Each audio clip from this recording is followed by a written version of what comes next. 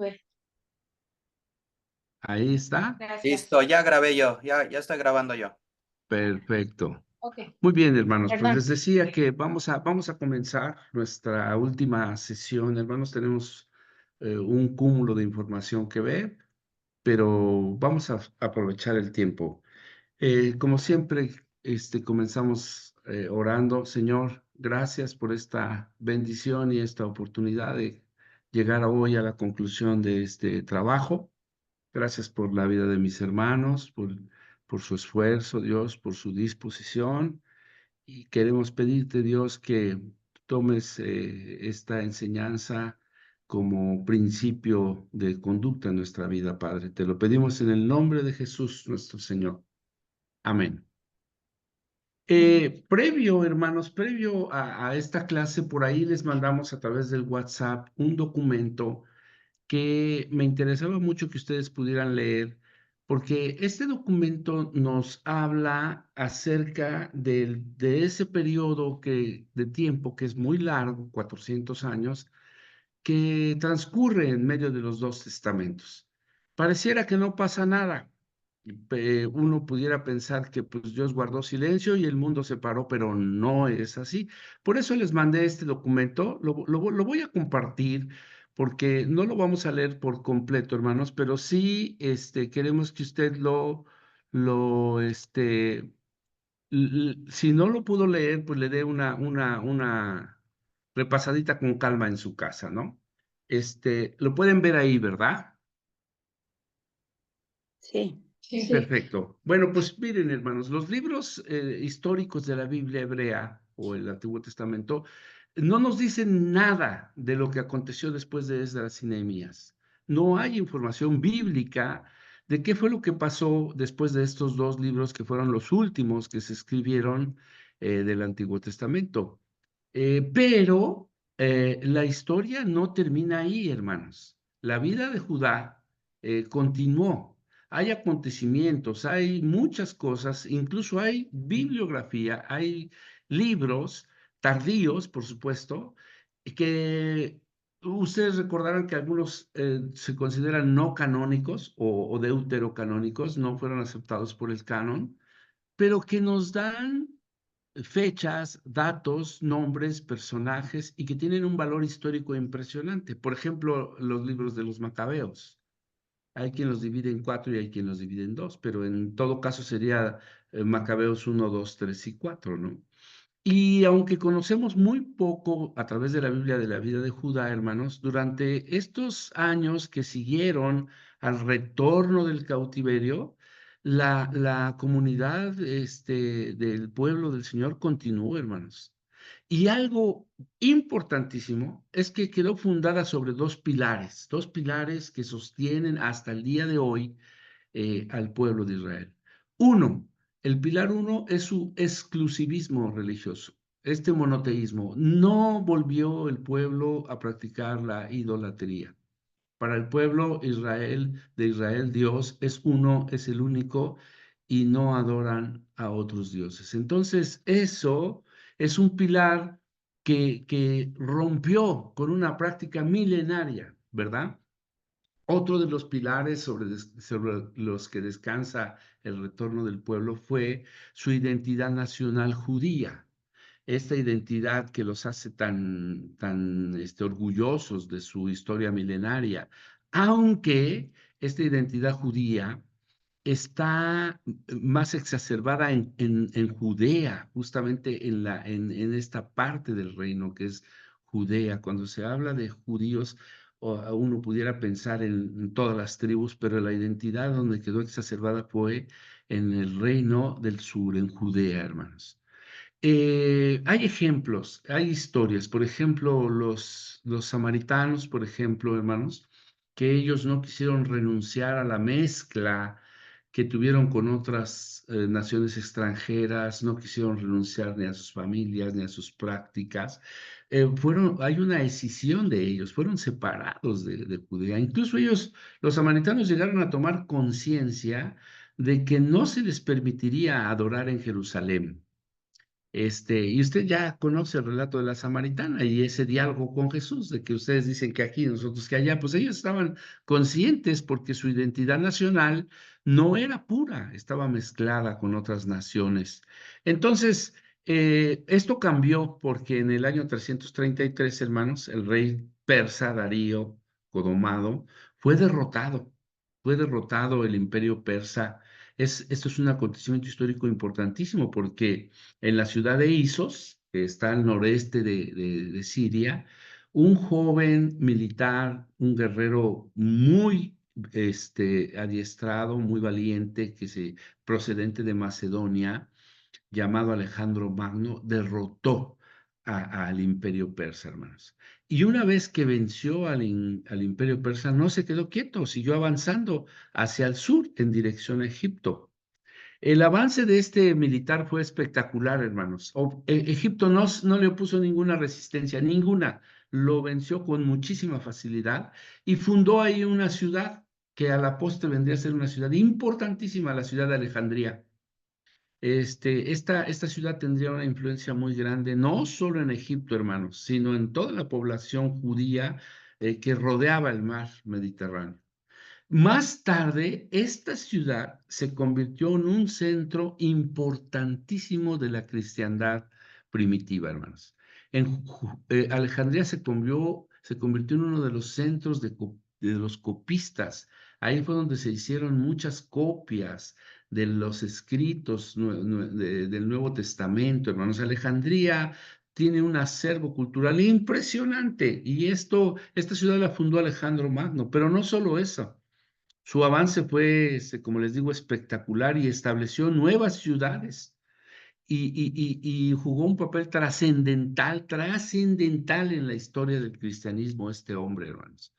Fíjense que en honor a su hermana Tesalónica, fundó la ciudad de Tesalónica, a donde muchos años después el apóstol Pablo en sus viajes misioneros fundaría una iglesia, que es la iglesia de los tesalonicenses. En honor a su padre de Alejandro, Filipo, fundó la ciudad de Filipos, en donde muchos años después también el apóstol Pablo y sus compañeros misioneros fundarían una iglesia que a la postre sería muy importante en la cristiandad en Asia, que sería la iglesia de Filipos. Entonces, hermanos, el interés de este hombre, de Alejandro Magno, no se centraba exclusivamente en tener poder político y militar. No, hermanos. Él quería algo más. Él quería que hubiera una expansión, de la lengua y la cultura griega. Él quería tener un dominio no solo militar, sino cultural, tener una influencia cultural en el mundo, llevar un pensamiento, establecerlo para el mundo.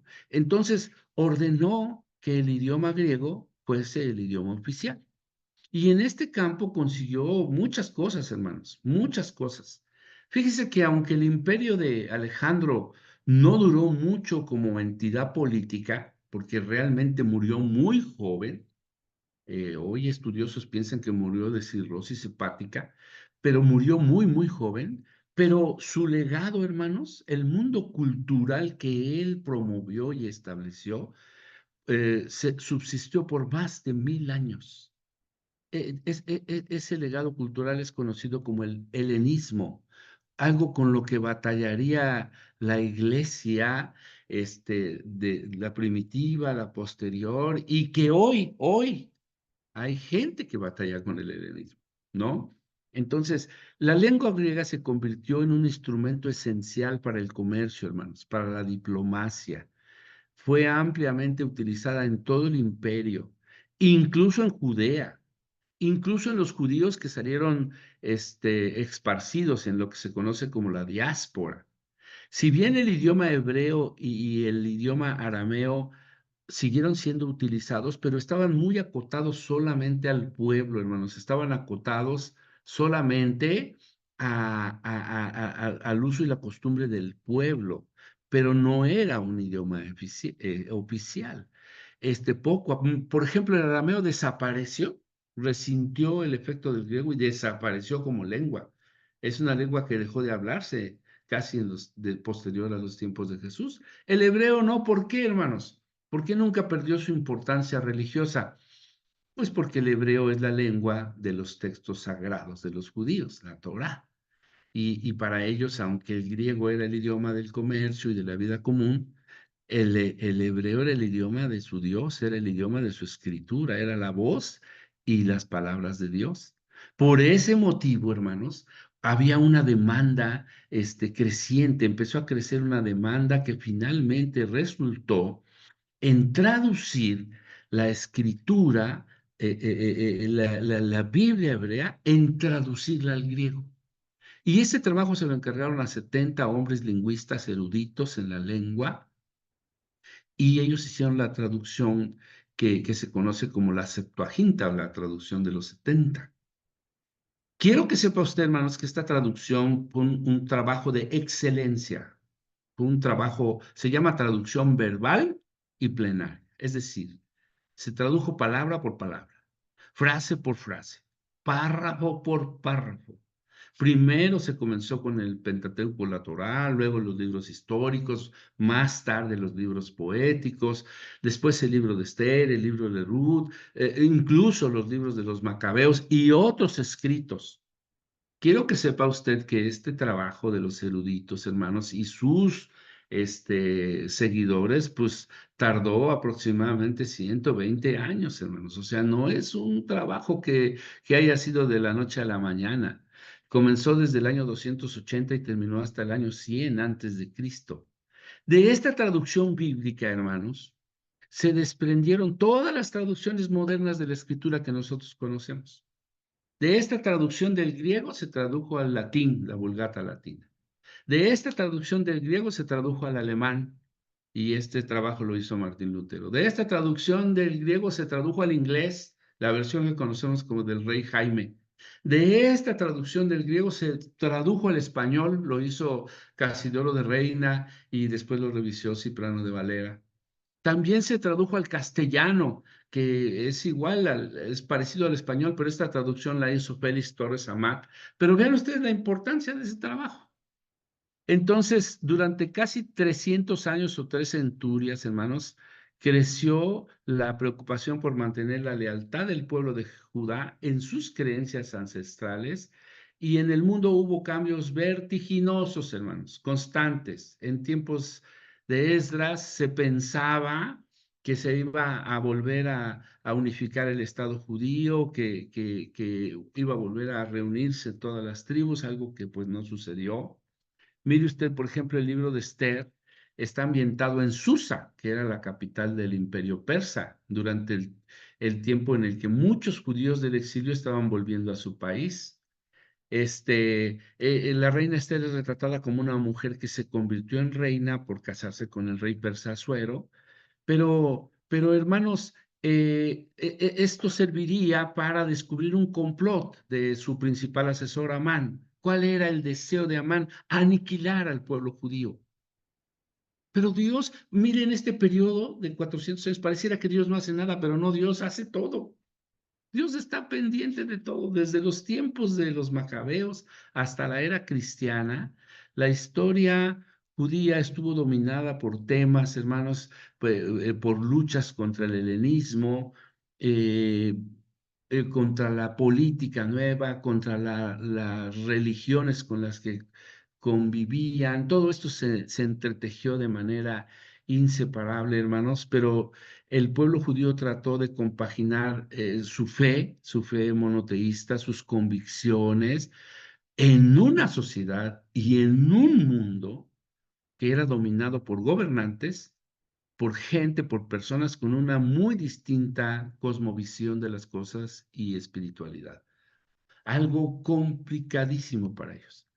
Fíjese que al final de la historia del Antiguo Testamento, hermanos, hay una pues, observación innegable, de un pueblo que sí quedó turbado, inquieto.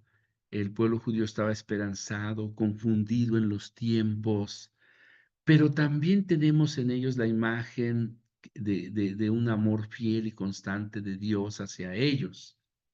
Los profetas Isaías, Jeremías, Daniel, Ezequiel, Oseas, Habacuc, Zacarías y Malaquías, escribieron, les profetizaron el renacimiento de un reino en el que solo Dios sería el soberano supremo. No habría César, no habría otras civilizaciones, sería un reino de justicia y de paz que no tendría fin, hermanos.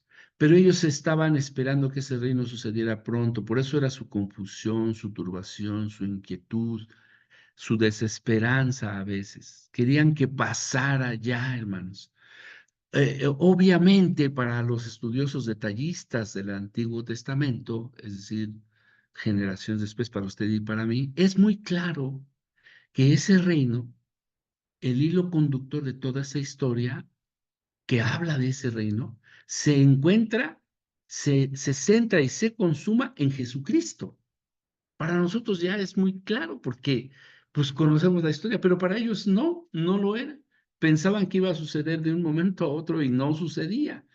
Como quiera, hermanos, la importancia del Antiguo Testamento va más allá de la vida y los valores del antiguo Israel, ya que se realza también valores teológicos, espirituales. Estos valores trascienden el tiempo y tendrán una revelación completa para ellos, para el pueblo y para el mundo, pues un tiempo después.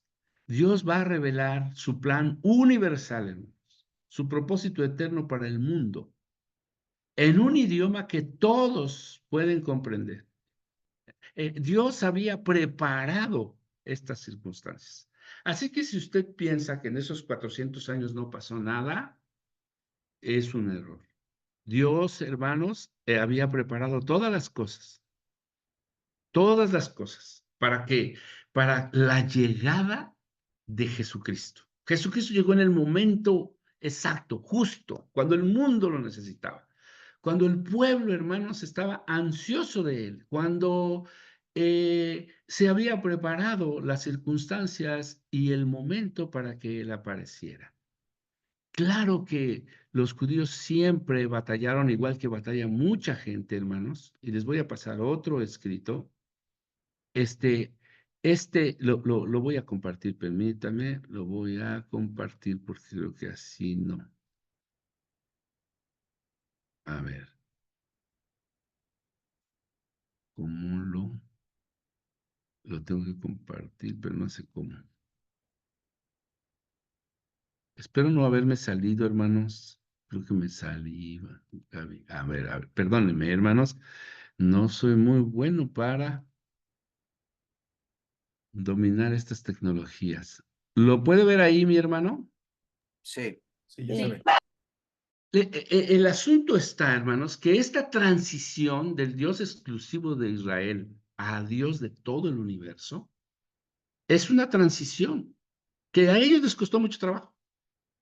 Saber que el Dios que pensaban que era de ellos y solo de ellos, porque los había escogido a ellos, entender que es un Dios para nosotros también y para todo el mundo, es una transición difícil. Mire, la gente de casi todas las generaciones y civilizaciones se pregunta quién es Dios. Es la pregunta más antigua que el género humano se puede tener. Hay muchas respuestas filosóficas, teológicas. Son innumerables las personas, hermanos, que de toda condición que tratan de darle una respuesta a esto. Para algunos, dicen que es una especie de fuerza invisible que activa misteriosamente y a capricho todas las cosas. Para ellos, para otros, pues las leyes del universo, las leyes de la naturaleza, el mundo y todo lo que en ellos existe está controlado por Dios. Pero hay incluso personas que señalan que Dios es una creación humana. Y la evidencia más relevante de su existencia, pues los humanistas o todos esos gnósticos piensan que se encuentra en la profundidad de la experiencia humana. Hay una serie de pensamientos acerca de quién es Dios. Sin embargo, este no es el planteamiento del Nuevo Testamento, porque si queremos entender este planteamiento y el pensamiento pues, de los autores, uno puede ver que los autores bíblicos están muy lejos, pero ni siquiera tienen un intento de argumentar a favor de la existencia de Dios. No se esfuerzan por demostrar a Dios, ni por explicar a Dios. La Biblia hebrea parte sin más del hecho de Dios. Lo da por hecho, pues. No se esfuerza por explicar ni quién es Dios, ni qué es Dios. No, parte del hecho de la existencia de Dios, porque desde el principio dice, en el principio creó Dios. Punto. Ya, no hay más. Es asombroso, hermanos, pero les costaba trabajo porque ellos veían a Dios un Dios invisible. Todas las naciones que rodeaban o que estaban en contacto con Israel, hermanos, representaban a sus dioses o a sus diosas mediante formas o íconos, ídolos. Era frecuente en esos pueblos, en esas civilizaciones, darles figuras de animales. Por ejemplo, en Canaán, que era la región que conquistaron, generalmente se representaba a Baal en forma de un becerro, que era, o de un toro. Era el símbolo de la vida y la virilidad. Esto era común. Los dioses egipcios, por ejemplo, tenían formas tangibles. De ahí las plagas, ¿no? Cada plaga era una forma de un dios. Claro que los judíos esperaban que ellos tuvieran una representación icográfica de Dios. Esperaban que también Yahvé de alguna forma lo pudieran ver de manera icónica. Pero aquí viene el primer pero. El Antiguo Testamento registra una profunda tensión en el pueblo porque esta práctica de ver a Dios de alguna manera para ellos está prohibida.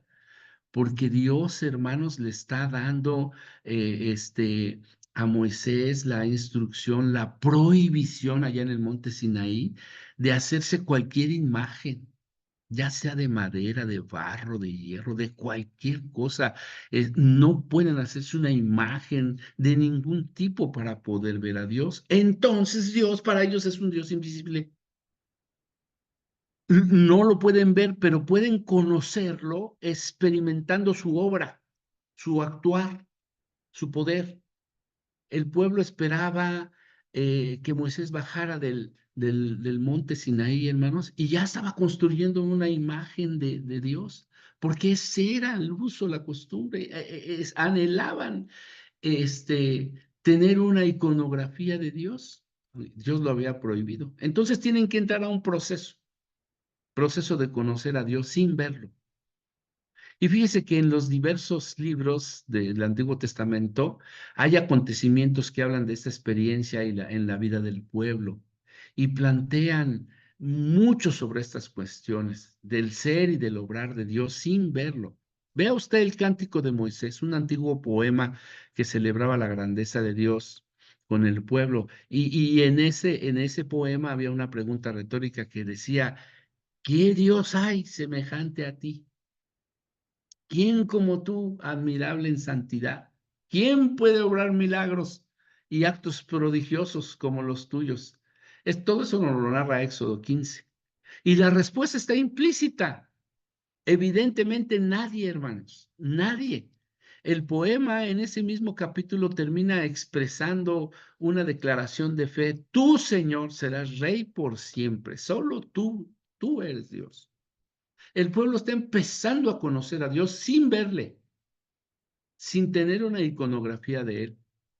Claro, empiezan a saber cómo es Dios, porque el Antiguo Testamento nos describe escenas, cómo Dios se fue revelando poco a poco, hermanos, de diferentes modos, en diferentes formas, con acciones. Los mismos nombres de Dios revelan la naturaleza de Dios, el amor de Dios, la actuación de Dios. Dios se reveló mediante experiencias en la historia del pueblo, hermanos. Relatos que narran cómo se relacionó desde la creación, cómo se relacionó, hermanos, al seleccionar a Abraham, después a formar un pueblo Israel, desde la edad de bronce, hermanos, cómo estuvo presente en diferentes periodos de la vida del pueblo de Israel, durante el periodo de los jueces, durante el periodo de la monarquía. Hace 8 días vimos la voz de Dios a través de los profetas y los sacerdotes. Hasta el cautiverio, hermanos, uno puede ver a Dios en el cautiverio usando a Darío, mi siervo Nabucodonosor, usándolo en favor de la iglesia, Dios mostrándose, hermanos, revelándose al pueblo quién es Dios, un Dios que actúa, un Dios, hermanos, que tiene una acción. Por eso el apóstol Pablo dice aquel pues que es poderoso para hacer, es un Dios que hace, que no está quieto. En el principio creó, es un Dios creativo, es un Dios que actúa, hermanos, este, que se deja ver, que se deja encontrar, hermanos. Entonces, un Dios oculto, sí, pero en el Antiguo Testamento deja la convicción de que Dios se revela específicamente en el trato con su pueblo a través, hermanos, de una experiencia personal. El pueblo puede encontrar a Dios de una manera común en la vida cotidiana. Mire, a diferencia de otros dioses que aparecían de vez en cuando, Dios tiene un acompañamiento en la vida cotidiana del pueblo. Siempre está presente en el pueblo. Les está ayudando a tener hijos, les está ayudando a encontrar esposa, les está ayudando a proveerles alimento, protección de sus enemigos, victoria en las batallas. Pero, aquí hay un pero, siempre está latente en el pueblo el anhelo de mirar a Dios cara a cara. Moisés mismo le pide a Dios, yo quiero verte. Y el pueblo quiere conocer a Dios en persona. Quiere que se muestre de manera tangible como un Dios vivo, personal, cercano. No quiere ver a Dios, hermanos, allá terrible en santidad, en el trono.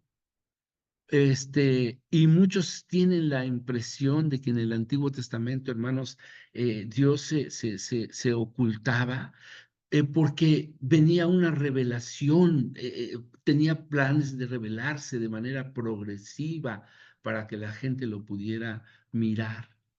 Entonces, hermanos, yo quiero que este escrito, quiero que usted sepa, hermanos, que esta parte de la lección nos revela cómo Dios estaba preparando para que la gente pudiera mirar a Dios a través de Jesucristo, porque eso anhelaba. Si usted lee el Evangelio de Juan, dice, en el principio era el verbo y el verbo era Dios y el verbo era con Dios. Pero dice, y aquel verbo se hizo carne y habitó entre nosotros. Y vimos, ese era el anhelo, hermanos, querer ver a Dios. El apóstol decía, muéstranos al Padre. Y decía Jesús, si me veis a mí, están viendo al Padre. Dios había preparado el momento especial para Jesús, hermanos, especial para la llegada de Jesús. Claro que surgió un gran problema para ellos. Mire, la primera generación de cristianos fue compuesta por judíos y entre ellos no había ninguna duda de si habría una continuidad o discontinuidad. Ahorita vamos a entrar a eso, entre las escrituras hebreas y las creencias de Jesús. La mayoría de los judíos siguieron observando su vida anterior, basados en la Biblia griega. Sin embargo, hermanos, empezaron a surgir dudas y preguntas. ¿Era necesario para un pagano hacerse judío como condición para ser salvo o ser cristiano? Primera pregunta. Segunda pregunta, ¿el pacto de Dios con sus antepasados perdía exclusividad? ¿Ya no era solo para judíos? Son preguntas interesantes que se formulaba la nación de Israel. Tercera pregunta, ¿la nación de Israel dejaba de ser la nación escogida de Dios entre todas las naciones? Ahora volteaba sus ojos a otra gente. Fíjese, ¿había lugar para un nuevo pacto? Son preguntas muy razonables para el pueblo, hermanos. porque habían crecido por miles de años pensando que ellos eran exclusivos para Dios y para el mundo. Y claro, ahora empiezan a escuchar que Dios también es Dios para griegos y romanos. Entonces la exclusividad de Israel se perdió. Entonces el pacto que hizo con David ya feneció, ya no más. Entonces ahora Dios es Dios de otras naciones. Entonces hay lugar para un nuevo pacto. Ese nuevo pacto los involucra, los excluye, incluye a otros. Si así era, se preguntaban, ¿quién haría este nuevo pacto y con quién lo pactaría? Vea usted, hermanos, cómo el desarrollo de la historia de Israel es muy interesante porque humanamente uno lo puede comprender. Para usted y para mí ya es bien fácil, porque pues leemos la Biblia, leemos toda la historia, ya nosotros tenemos información que ellos en su momento no tenían. Y surge un problema que nos preguntaba mi hermano Beto hace 8 días, si había una discontinuidad o una continuidad en la escritura, si el Antiguo Testamento y el Nuevo tienen conexión o están inconexos, si debemos considerarlo como un ente total o como un ente por separado. Pero esa pregunta que hacía Beto es una pregunta que se hacen muchas personas y se hacían los propios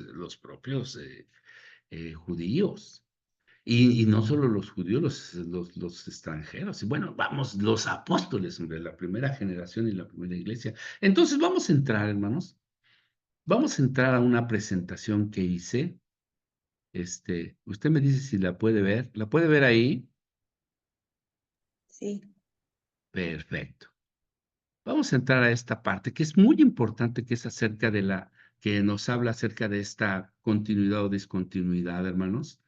Y mire, este panorama, bueno, pues nos habla de un nuevo pacto que ya les digo, para muchos era, pues, ¿de qué me está hablando el Señor Jesucristo? ¿Qué mensaje es eso? Porque ellos conocían el pacto davídico. El pacto davídico, hermanos, y las implicaciones escatológicas que tenía este pacto que hizo primero con Abraham, las implicaciones de tiempos futuros o tiempos por venir descansaban en dos palabras: tierra y descendencia. Yo te daré una tierra y te daré una descendencia. Ahí estaba la implicación escatológica.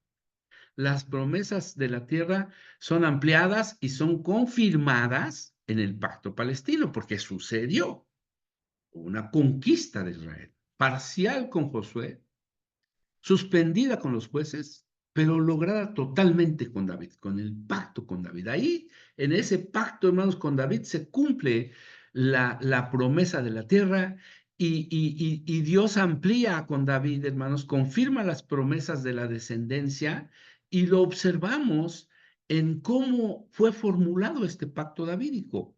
Mire, Dios le dijo a David: cuando tus días sean cumplidos y duermas con tus padres, yo levantaré después de ti a uno de tu linaje, el cual procederá de tus entrañas y afirmaré su reino.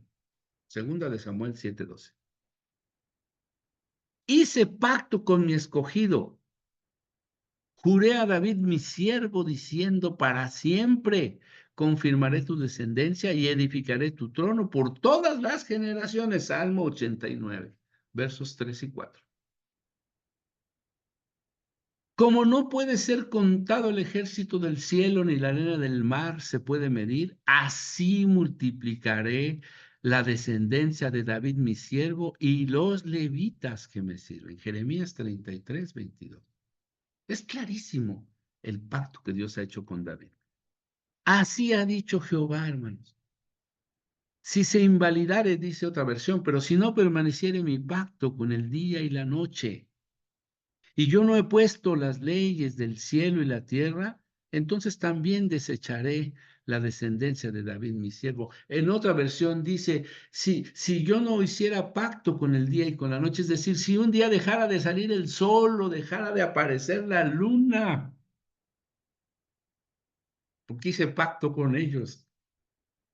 Si un día eso sucediera, entonces yo me olvidaría de mi pueblo, pero yo no olvidaré, no desecharé la descendencia de Jacob y de David, mi siervo. Entonces el pueblo estaba convencido de eso, de ello. Claro, mis hermanos, que de repente hablar de un nuevo pacto, pues entonces surge una gran confusión. El nuevo pacto garantiza que Israel tendría.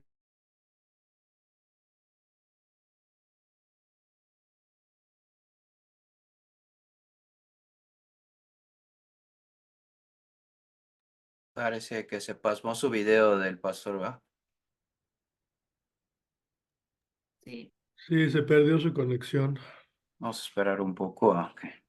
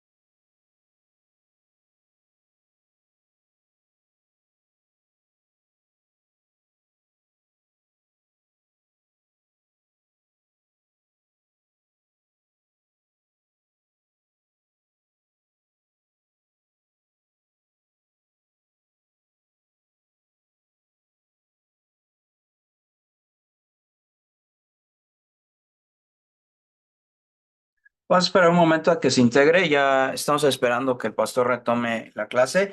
Hasta ahora no sé si alguno de ustedes tenga algún comentario o algo que haya destacado.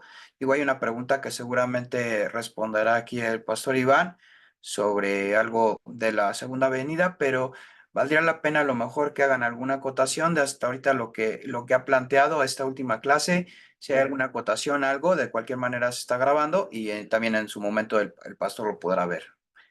No sé si alguien que quiera comentar algo hasta ahora que le haya llamado la atención, que haya impactado ahorita lo que llevamos de la clase.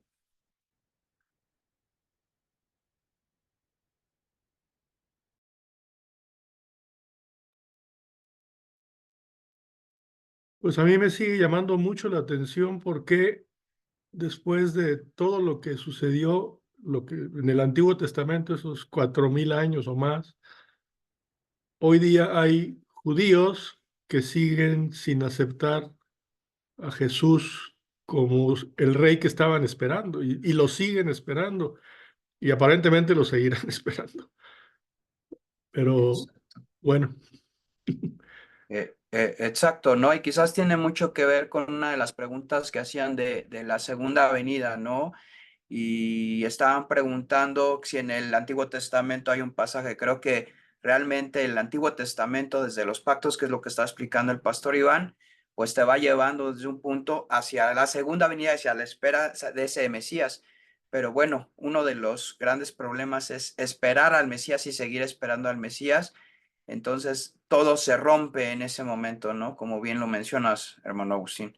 O sea, estás esperando algo que ya pasó, entonces no estás viviendo en una dimensión de lo que el reino ya está estableciendo o de la dimensión correcta de la gracia, ¿no? Entonces eso te deja parece que estás viviendo todavía en una espera. Déjenme ver, ya regresa el pastor Iván.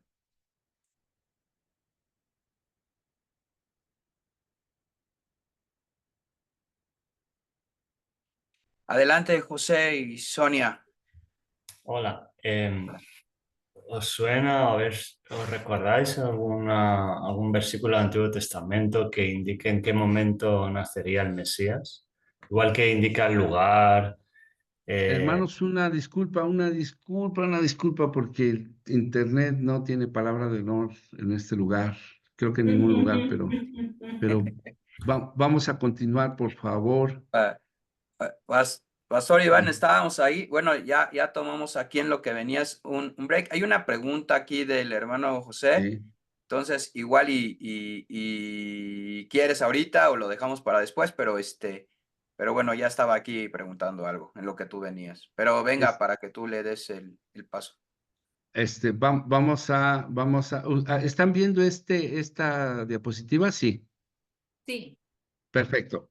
Entonces, si quieren, me voy a ir más rápido, hermanos, porque el tiempo se me está yendo volando y luego con este internet, pero después vamos a tener oportunidad para algunas preguntas. Mire, yo quiero que sepa usted que este nuevo pacto para Israel representó un choque religioso, cultural tremendo, incluso no solo para Israel, sino para el mundo. Hay 3 puntos de vista en cuanto a la relación de la iglesia con el nuevo pacto y el pacto hecho con Israel. No, la comunidad cristiana en el mundo no termina de ponerse de acuerdo. Y existen 3 puntos de vista respecto a este pacto. El primer punto de vista, o uno de los primeros que surgió fue el de John Nelson Darby. Este hombre se conoce como el padre del dispensacionalismo, porque ustedes saben que hay una corriente teológica que habla de las dispensaciones y John Nelson Darby pues es el creador de este pensamiento teológico. Y él dice que hay un solo y nuevo pacto en la Escritura, hecho con la casa de Israel y de Judá, y que va a ser cumplido en el futuro. Pero este hombre dice que en este pacto la iglesia no tiene absolutamente ninguna relación. Esta es una de las posturas. Este pacto, el nuevo pacto, es con Israel.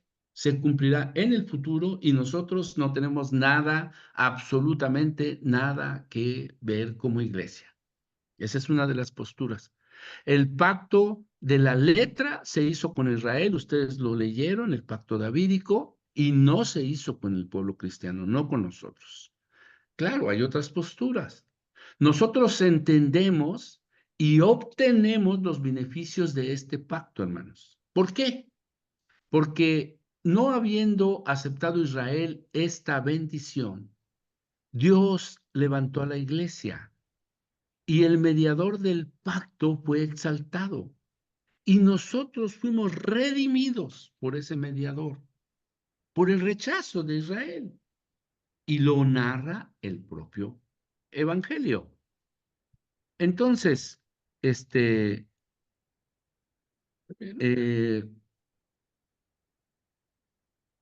hay un segundo parecer que es el de Cyrus Ingerson Scofield, y este punto de vista es un poco más, generalmente más sostenido que el punto de vista de Darby. Este hombre, Scofield, que incluso hay una Biblia, que es la Biblia de Scofield, es una Biblia de estudio, asegura que el nuevo pacto asegura la perpetuidad, la conversión futura y total. La bendición de Israel y de ese pacto asegura la eterna felicidad de todo aquel que cree, de acuerdo con este punto de vista. Él dice que hay un nuevo pacto con una doble aplicación, una para Israel en lo futuro y otra para la iglesia ahora, en este tiempo. Ese es el punto de vista o el segundo parecer de Scofield. Dice, no, el pacto sí es con Israel, pero tiene una doble aplicación, porque funciona para Israel y funcionará en lo futuro cuando todo Israel venga al arrepentimiento y reconozca a Jesucristo como Dios, pero tiene una aplicación para la iglesia de nuestro tiempo, nosotros que ya le reconocemos como Dios y que hemos sido redimidos con su sangre. Y dice que con su sangre nos ha redimido para nuestro Dios. Y dice de todo linaje, pueblo, lengua y nación. Y nos ha hecho reyes y sacerdotes. Y reinaremos con él. Según Darby, y esto es casi generalmente aceptado, hermanos, la iglesia tiene cabida en este pacto. La sangre del nuevo pacto que se derramó en la cruz del Calvario es la base de todas las bendiciones del creyente en este siglo, hermanos. El creyente participa en el nuevo pacto. ¿Cuándo? Cuando participa de la cena del Señor.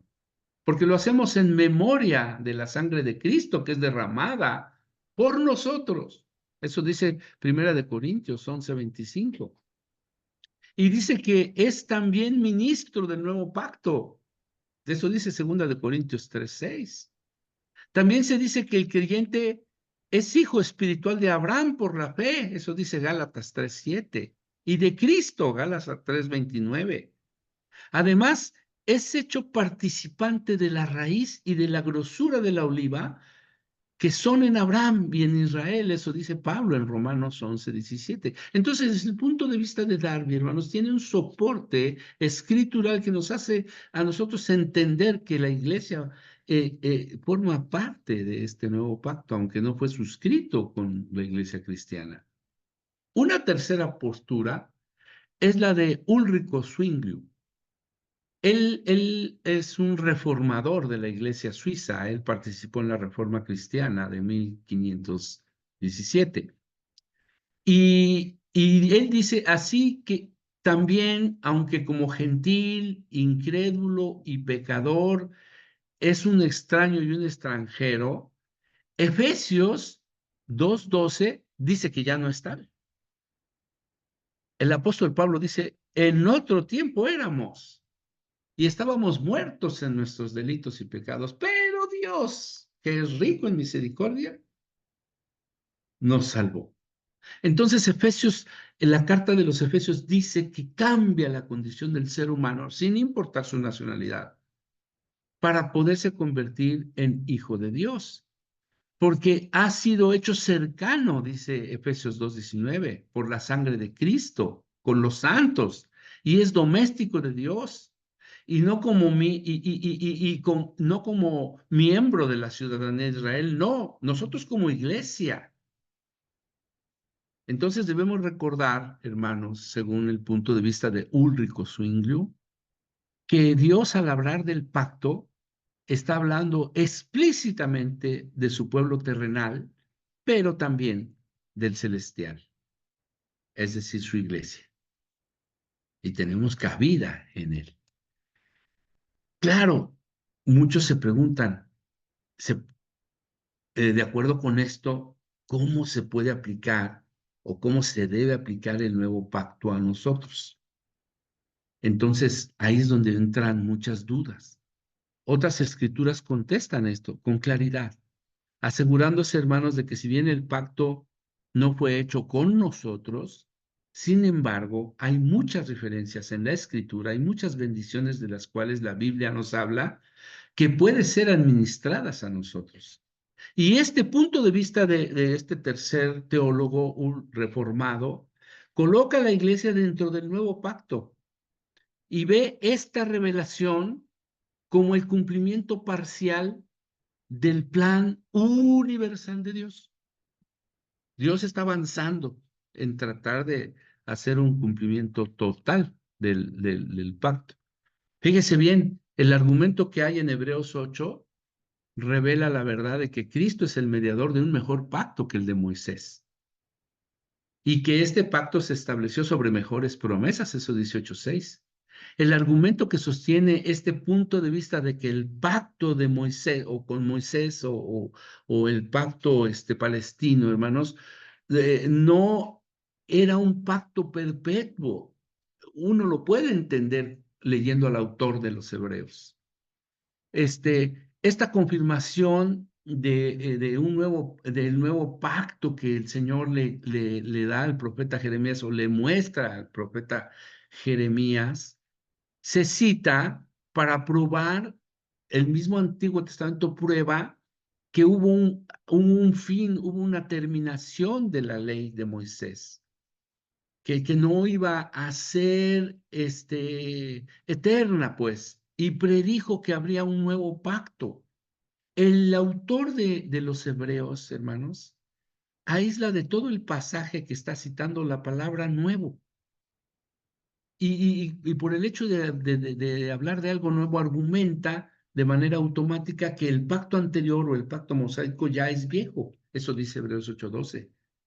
Y se hace una declaración adicional de que el viejo pacto se envejece y está próximo a desaparecer. Entonces debe de notarse, hermanos, que en ninguna parte de este pasaje se declara que el pacto con Israel está vigente. Es decir, se necesita un nuevo pacto. El único argumento es ese que siempre ha sido la verdad, la predicción de un nuevo pacto que automáticamente declara a los pactos anteriores como temporales y como no perpetuos, hermanos. Entonces, recordemos, pues, no hay ningún pacto establecido con los cristianos. El nuevo pacto será como Israel, como lo fue el antiguo. Pero los creyentes gozaremos espiritualmente de todos sus beneficios y bendiciones, y mucho más aún, como lo hemos visto en las diapositivas anteriores. El nuevo pacto tiene su base, su fundamento en la sangre de Cristo, pero los judíos lo rechazaron. El Espíritu, la Iglesia participa del nuevo pacto, es decir, obtenemos el perdón de nuestros pecados y el conocimiento directo de Dios. Y los privilegios de la iglesia son mucho más elevados porque van unidos a Cristo y a esa vocación celestial a la que Dios nos ha llamado, hermanos. En conclusión, recordemos que Dios ha hecho lo necesario para establecer el nuevo pacto. La sangre fue derramada, su sangre, por la remisión de pecados. Los judíos como nación rechazaron este pacto, de modo que Dios ha aplazado el establecimiento del pacto que hizo con David, hermanos. Por otra parte, habiendo Dios colocado los fundamentos de este nuevo pacto, los creyentes, usted y yo, nuestros hermanos de generaciones anteriores y posteriores, nos beneficiaremos de la gracia que se halla en él. Otras revelaciones de la palabra nos han colocado en un terreno mucho más elevado y sublime, hermanos, y nos han dado a conocer privilegios mucho más excelentes que Israel no tiene. Y esto es a veces inexplicable. El apóstol Pablo decía que ese amor de Dios es inefable, no se puede explicar. La boda del Cordero, por ejemplo, ¿no? Entonces, hay un debate, hermano. Mi hermano Beto lo decía, hay un debate sobre si la teología de la Escritura tiene una continuidad o una discontinuidad. Mire, la palabra continuidad se define como la existencia o funcionamiento ininterrumpido, consistente de algo durante un periodo de tiempo. Esa es una definición. Hay continuidad si no hay interrupción y hay consistencia de algo durante un tiempo. La raíz de esa palabra, pues, es continuar. Por supuesto, la discontinuidad es lo opuesto. Significa una marcada diferencia de características entre dos partes de algo. Hay una interrupción y una inconsistencia marcada entre dos partes.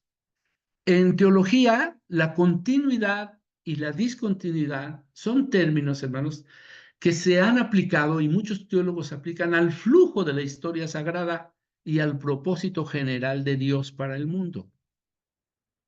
Entonces, es un terreno que vale la pena que observemos en estos últimos minutos de la clase. Los cristianos creemos que toda la Biblia es la palabra inerrante de Dios y que está dividida en dos partes, el Antiguo y el Nuevo Testamento. El debate de continuidad versus discontinuidad tiene que ver en cómo se relacionan estas dos partes de la Biblia y la aplicación que eso tiene para los cristianos hoy. La teología del pacto, hermanos, a menudo enfatiza áreas de continuidad, mientras, como ya vimos la otra postura, la teología dispensacional generalmente enfatiza áreas de discontinuidad, cosas del pasado que ya no operan hoy y cosas del pasado que siguen vigentes hoy. Ese es el punto. Y hay dos corrientes doctrinales, o la corriente doctrinal de los pactos o la corriente doctrinal de las dispensaciones. Y ahí es donde surgen las dudas. ¿Son Israel y la iglesia esencialmente el mismo cuerpo? ¿O Israel es bastante diferente o distinto de la iglesia? Aquellos que siguen la ruta de la discontinuidad sostienen que Israel es un grupo separado y ven la era de la iglesia como un tiempo distinto en el cual Dios trata con otras personas. Cuando la iglesia sea removida en el arrebatamiento, Dios volverá a centrar su atención en la salvación de Israel. Eso es lo que ven los que ven una discontinuidad. Aquellos que ven continuidad entre Israel y la iglesia, a menudo hablan de la iglesia en el Antiguo Testamento y aplican promesas hechas a Israel para la iglesia de hoy. Esa es la confusión. Vamos a tratar de desarrollarlo. Si la iglesia es esencialmente Israel, es decir, hay continuidad, entonces tiene sentido o tendría sentido que toda la ley dada a Israel se debería de aplicar a la iglesia, a menos que una ley en particular hubiese sido específicamente derogada. Usted comience a hacer su propio análisis. Si la iglesia es esencialmente igual, entonces la ley tendría que aplicar para nosotros, a menos que hubiese sido derogada en alguna parte. Si la iglesia es una entidad completamente nueva, y esto habla de discontinuidad, entonces tendría sentido que ninguna de las leyes del Antiguo Testamento está en vigor, a menos que hubiese sido aplicada específicamente para la iglesia. Por eso es la controversia, porque unos piensan una cosa y otros piensan otra.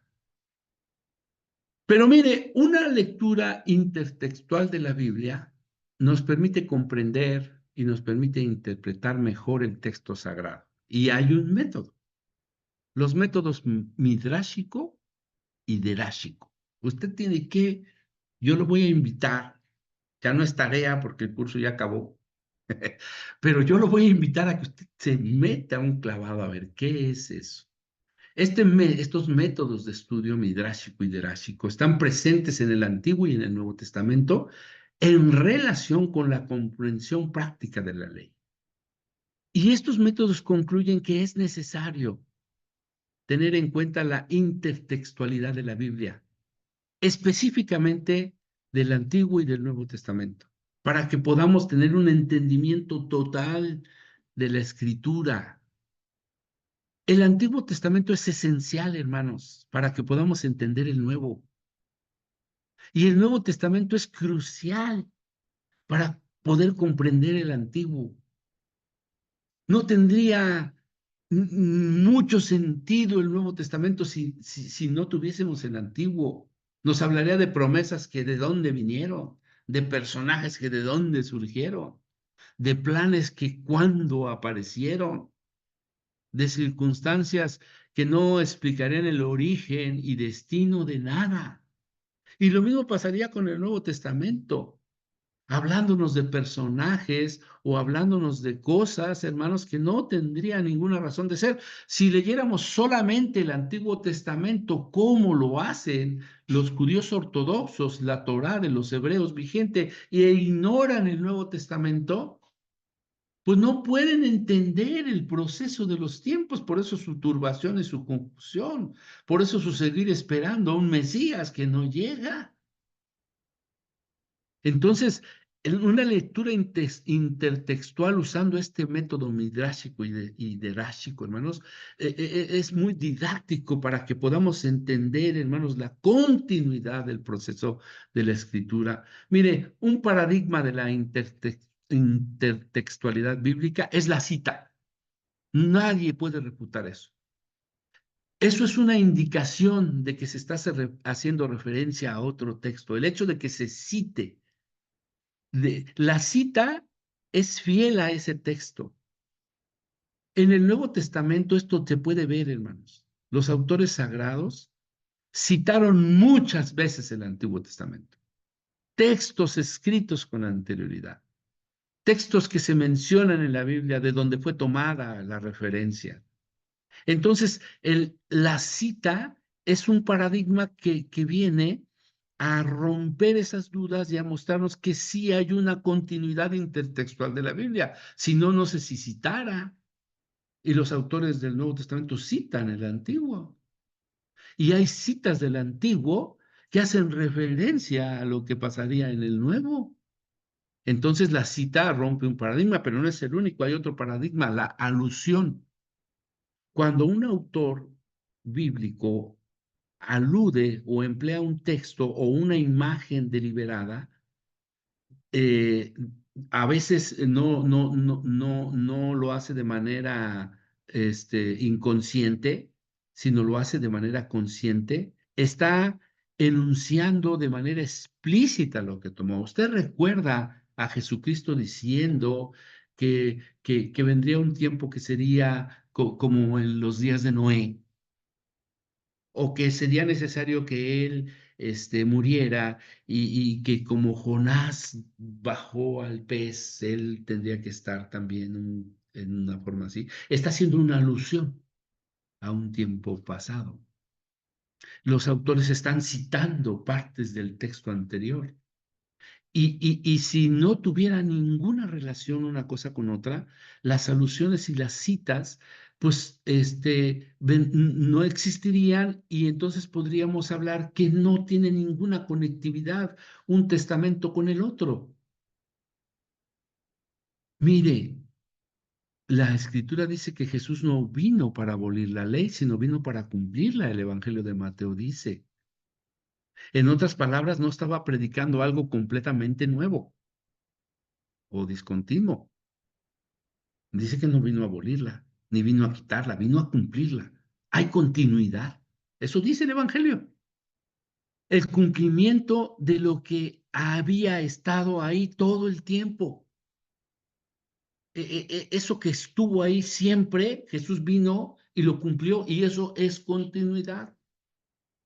El cumplimiento de la ley por parte de Jesús tenía en sí semillas de discontinuidad, y esto es lo que descontrola, porque después de que se cumplió la ley, Gálatas, el apóstol dice que ya no es necesaria.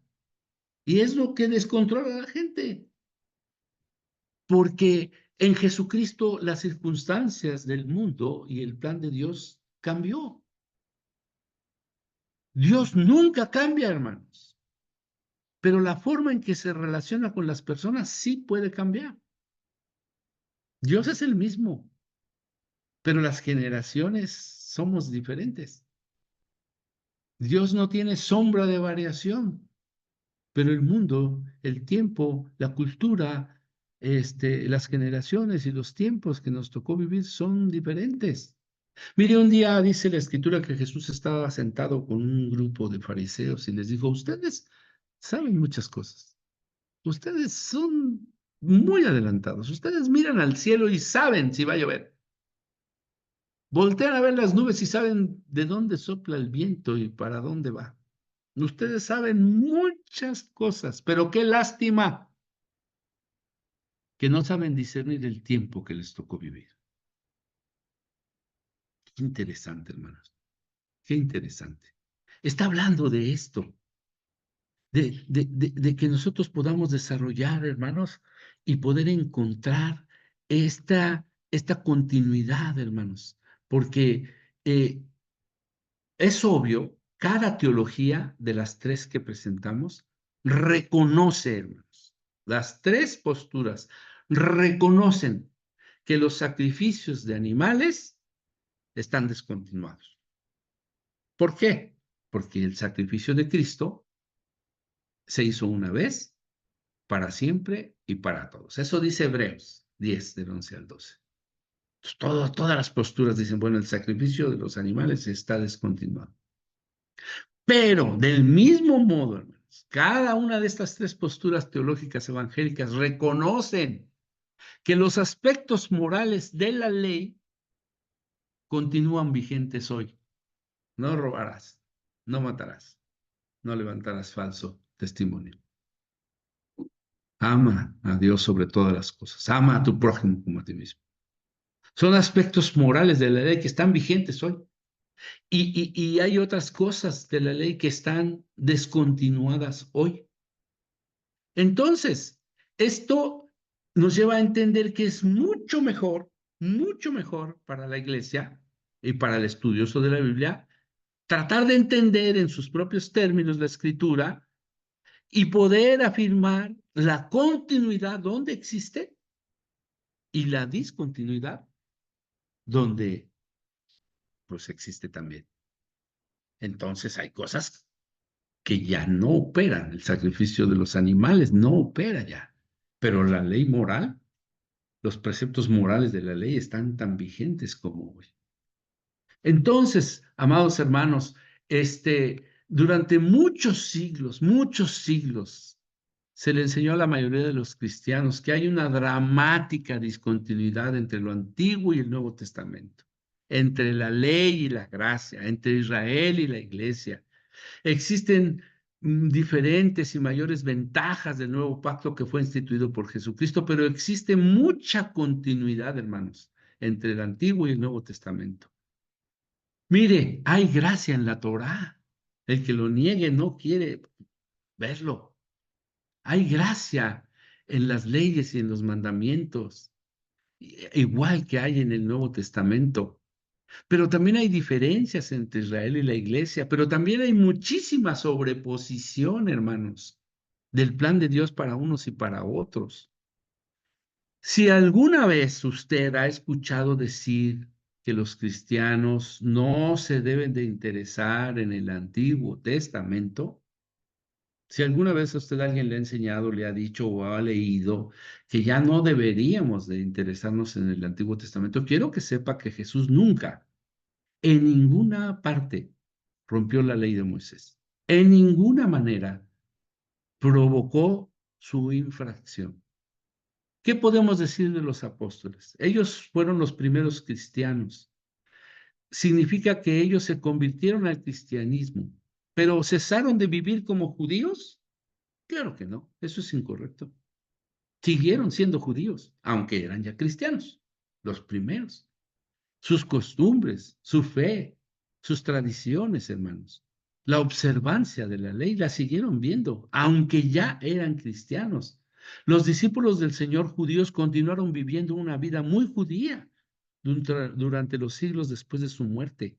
Entonces, a la luz de todo esto, invitamos a mis hermanos cristianos y judíos mesiánicos a no menospreciar a aquellos que enfatizan la continuidad de las leyes y costumbres judías que están en la Biblia.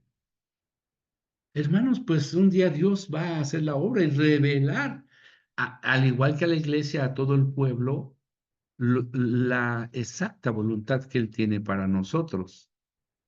Mire, el método midrashico, deráshico, este método de exégesis, está basado en la comprensión judía de la Biblia.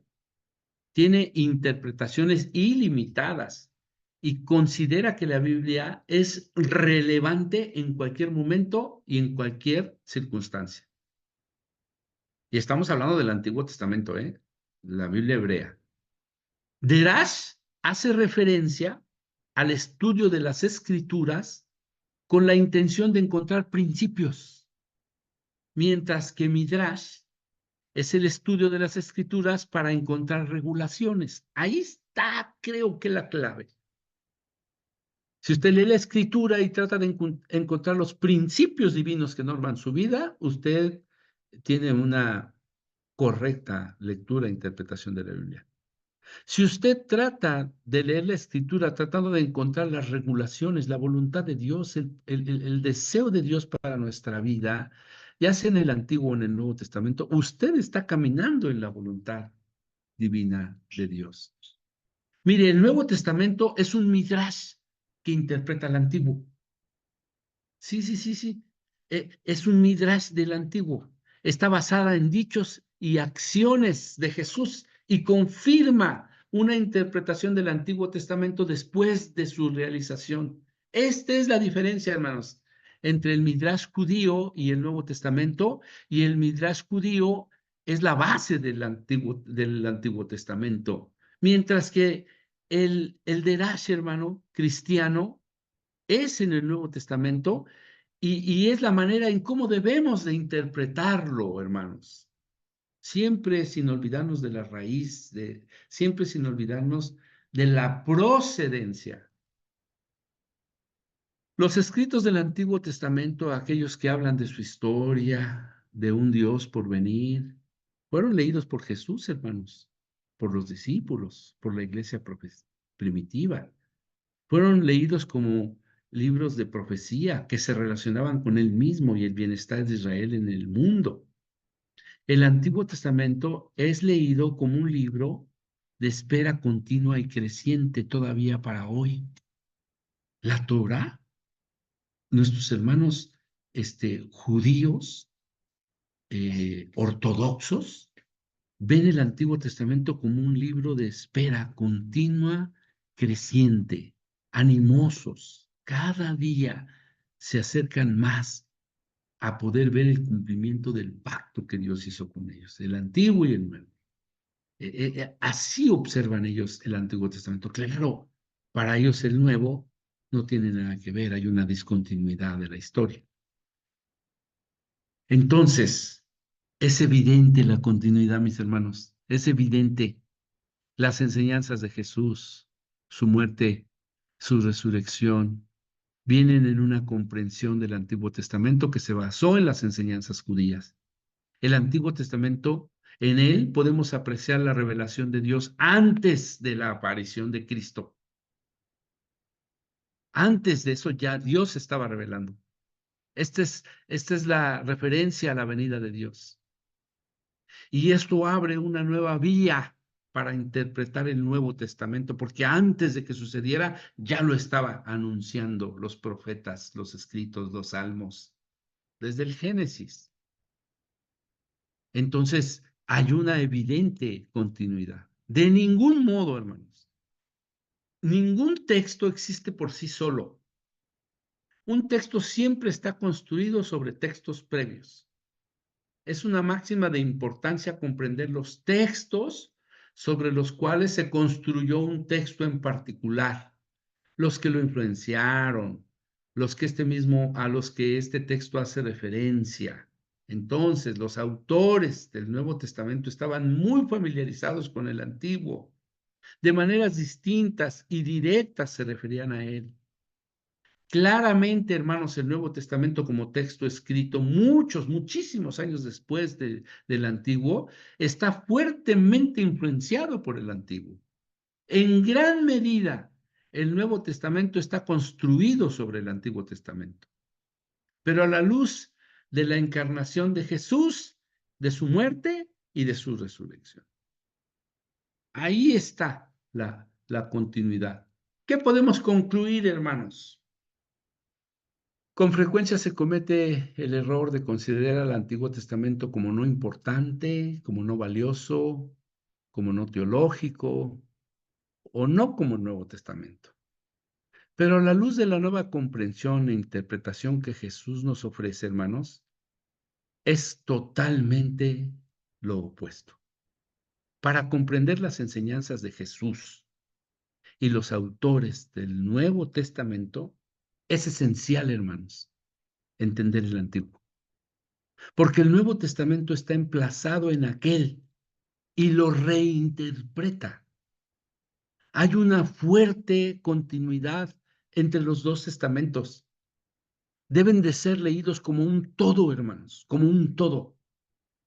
Porque si no, hay partes que no tendrían fundamento ni razón de ser en ambas partes de la Escritura.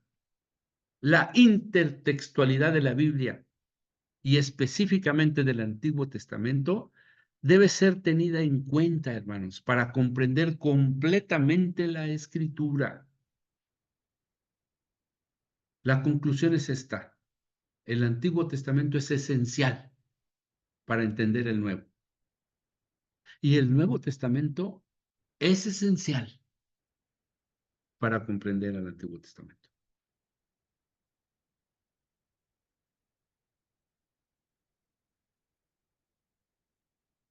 Nos quedan unos minutitos para las preguntas, los comentarios.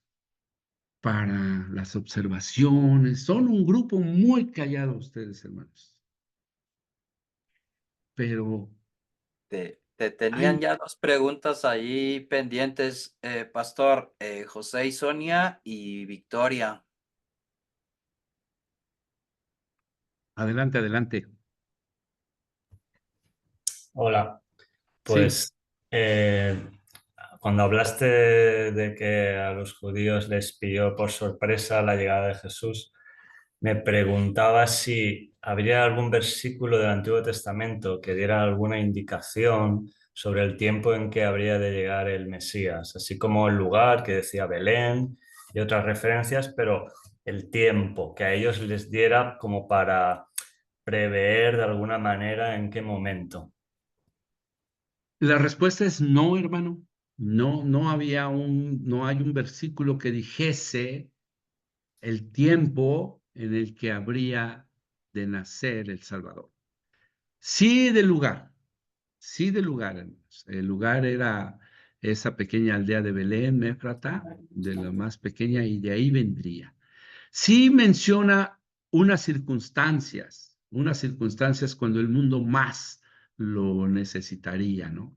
Pero no una fecha, hermanos, no una fecha. Incluso la fecha, hay una tremenda controversia. El calendario gregoriano, que es el que nos guía a nosotros, al parecer, como está basado y fue construido tratando de observar, fue ordenado por un papa, por un papa católico, y tratando de empatar las fiestas solemnes judías con otras fiestas que se celebraban, hay una discrepancia en los años.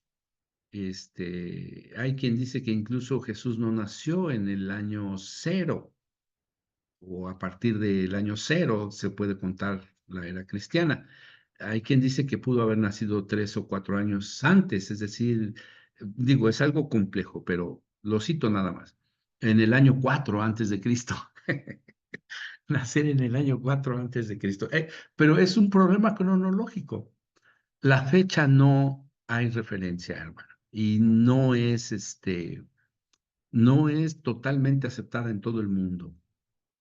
Algo innegable es que Jesús nació, hermano, y cambió el mundo. Cambió el mundo. ¿Otra pregunta? No, ya. Ya. Bueno, en más que pregunta era una observación en el sentido de qué tan difícil ha de haber sido para esa primera comunidad de cristianos, ¿no? Esta transición de una concepción monoteísta, ¿no?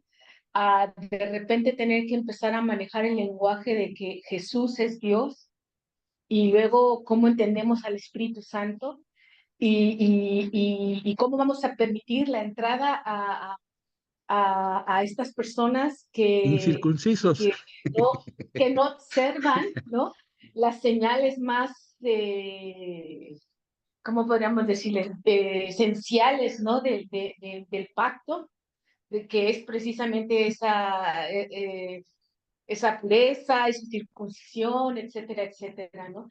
Y de hecho vemos en el libro de los Hechos ya estas discusiones, y mucho de lo que Pablo está enseñando e interpretando es precisamente eso, y se empieza a ver en sus escritos, aunque no se dice abiertamente la palabra Trinidad, se empieza a observar esta forma de reinterpretar las escrituras, ¿no? Hay un libro que Raúl nos hizo leer que arroja mucha luz sobre esto, que es el libro de Gordon Fee, donde habla de, son dos libros, Pablo y Jesús es el Señor. Jesús es el Señor, y Pablo y el Espíritu y el pueblo de Dios, ¿no? Para entender toda esta transición, o sea, no era, podemos pensar que era algo sencillo, pero no lo era. O sea, a un judío que por siglos y siglos se identificó por ser monoteísta, de repente métele el lenguaje de que Jesús es Dios. Entonces, era una blasfemia para ellos, ¿no? Y es muy interesante cómo entender esa transición. Yo creo que como cristianos es una asignatura pendiente, hay que entenderla, hay que estudiarla, hay que disfrutarla, ¿no? Eso era lo que quería decir. Y no solo eso, Nayara, sino el hecho de pensar que de alguna manera perdían la exclusividad que siempre soñaron que tenían, ¿no? ¿Cómo que ahora también judíos y griegos, ¿no? Pues ¿de dónde salen estos desarrapados? Si nosotros somos el pueblo escogido, ¿no? Bastante difícil comprender la cosmovisión de ellos, hermanos, y muy, muy complicado. Veo aquí otras manos levantadas, Arturo, mi hermano Juan Suárez. Adelante, mi hermano Juan Suárez, y después Arturo. Adelante. Bueno, soy la hermana Ruth, la esposa de Juan Suárez. En una de las clases veíamos las fiestas solemnes y las fiestas solemnes las veíamos como parte de la ley.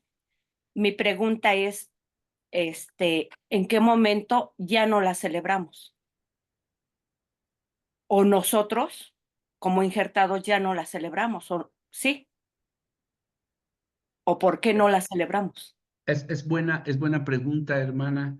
Es muy buena pregunta. En una de las láminas pusimos como algunos aspectos de la ley a través del nuevo pacto en Jesucristo dejaron de tener vigencia.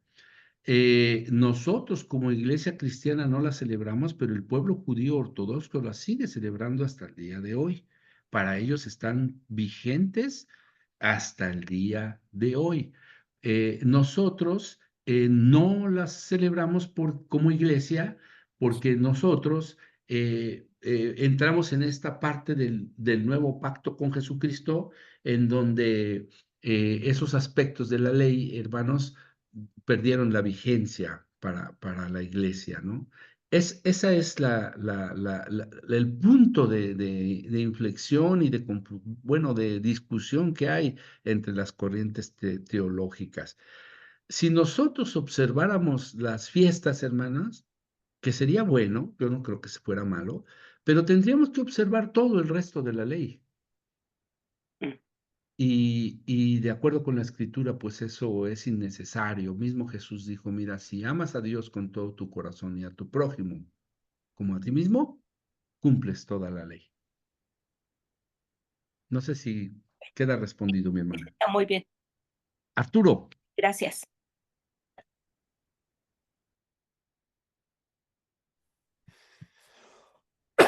Yo quería responderle a mi hermano que pidió un pasaje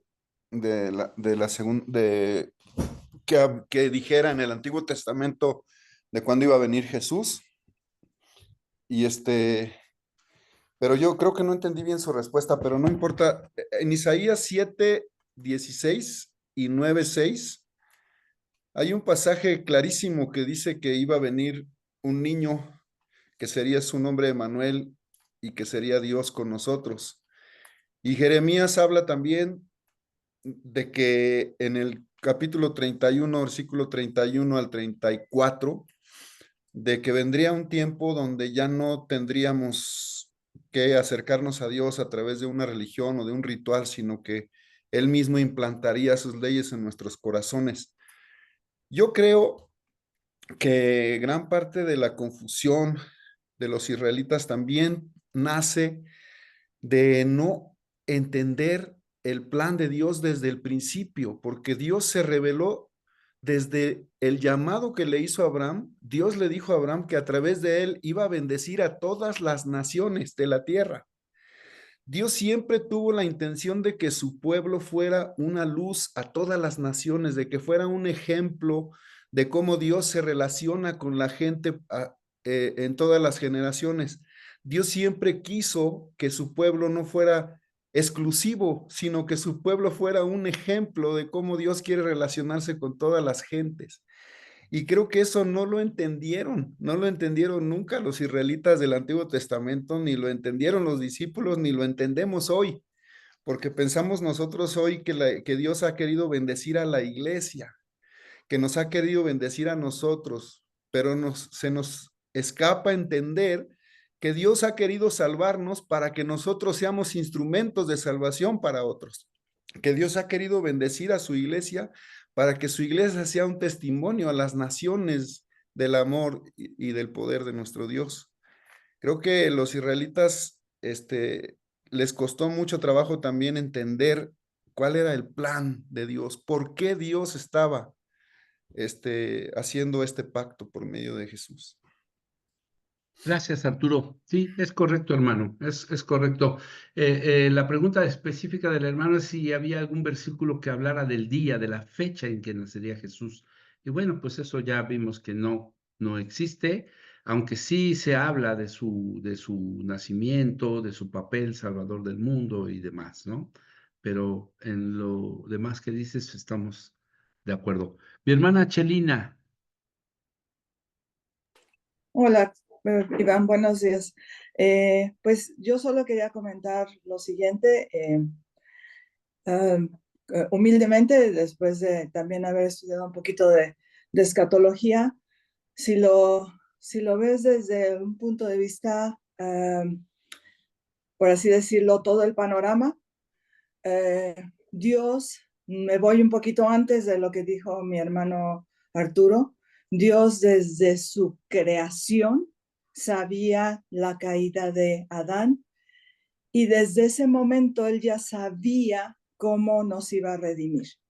Entonces, todo el Antiguo Testamento y el Nuevo Testamento son un plan perfecto de Dios para nosotros poder ser redimidos. Y pues eso es realmente, si lo vemos desde esa perspectiva, continuidad y discontinuidad, pues las habrá porque a veces no entendemos, pero si lo vemos desde el punto de vista general, Dios tiene un plan completo. Y ahora vamos con un poquito de lo que es el pueblo judío. El pueblo judío a la fecha es un pueblo bendecido y quien regresa a los brazos de Jesús, como reconoce como Mesías, es tremendamente bendecido. Y nosotros debemos bendecirlos y orar por ellos, porque finalmente Dios es su pueblo. Y nosotros estamos ahí alrededor, estamos integrados, pero su pueblo es especial para él y por eso hay todo ese conflicto en Israel, hay todo ese conflicto en lo que estamos viviendo, porque así es y así está planeado y así está programado hasta la segunda venida del Señor Jesucristo. Entonces, nuevamente, todo es un plan perfecto de Dios. Totalmente de acuerdo, Chelina, totalmente de acuerdo, mis hermanos. Pues no sé si hay algún otro comentario o damos espacio, hermanos, a que nos den los anuncios, que nos den las instrucciones de lo que viene. Yo solamente les recuerdo que ustedes tienen que elaborar un comentario personal con sus propias palabras, describir qué impresión tienen de este panorama. Hermanos, sé que es mucha información y es muy poco el tiempo, pero algo de las lecturas que hicimos, de las presentaciones, de los comentarios que se hicieron en clase, seguramente usted podrá escribir un comentario en mínimo de 3 cuartillas, en donde no queremos que nos haga un resumen de las presentaciones o que copie citas del texto o de alguno de los textos, no.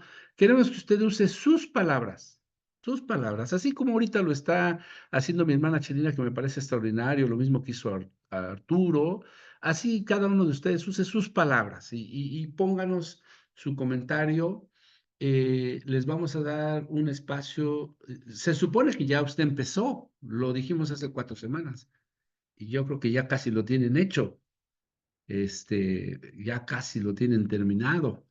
Si lo quieren mandar hoy, pues sería genial para que lo empecemos a revisar, pero si no, disponen de 10 días para que nos den tiempo de leerlo, de revisarlo y de poder, hermanos, pues reportarle al control escolar, pues el cumplimiento de esta responsabilidad y que puedan ustedes acreditar el haber tomado el curso, ¿no?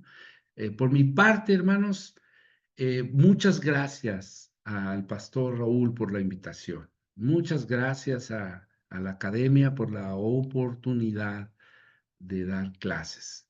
Confieso que nunca había dado clases. Bueno, he dado clases en la iglesia, ¿verdad? He dado clases al grupo de la iglesia, pero no a un grupo tan grande y tan preparado como lo son todos ustedes. Por momentos el nervio nos gana, pero estoy muy agradecido por la oportunidad, hermanos.